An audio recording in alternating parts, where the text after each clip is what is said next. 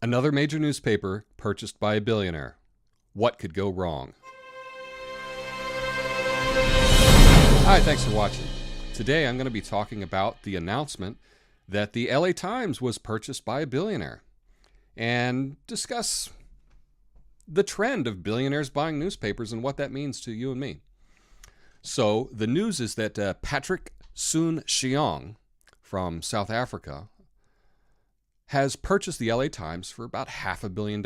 He also, they threw in the San Diego paper as well.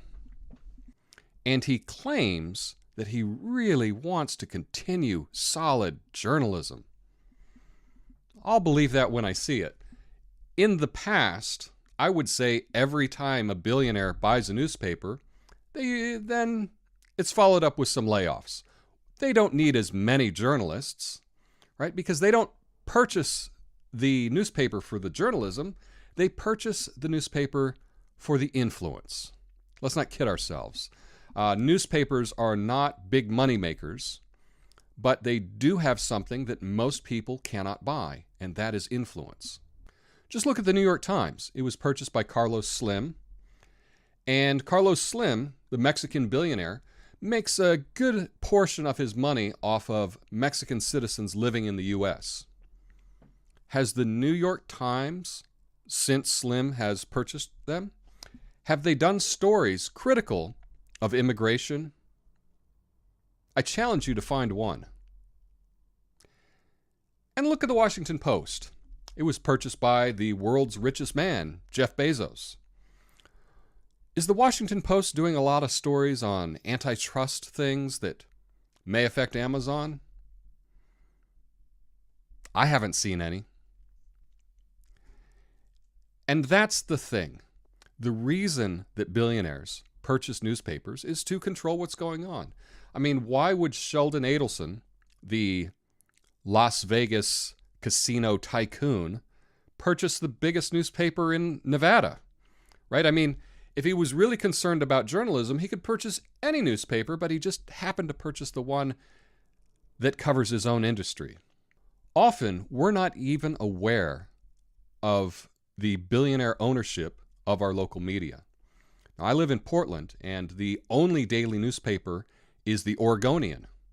And the Oregonian is owned by the Newhouses, billionaires. They also own the New Yorker and Vogue magazine, TLC, and the Discovery Channel. You see how this works?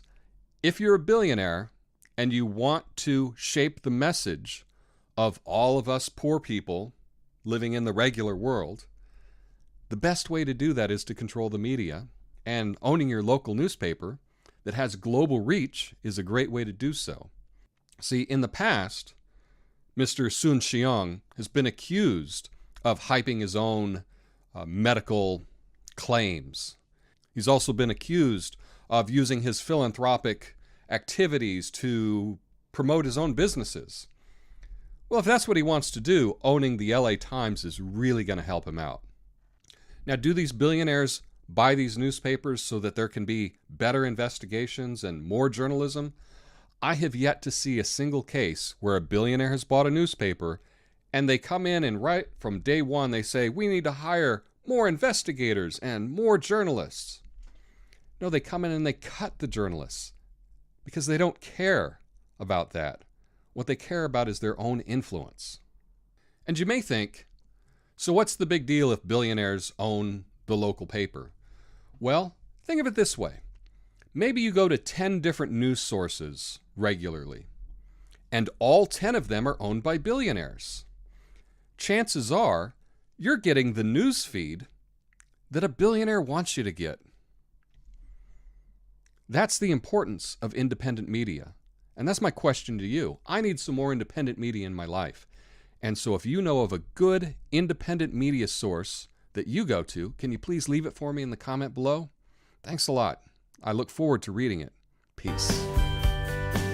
You can help me reach my goal of 250 subscribers by clicking the like button and subscribing. Thanks.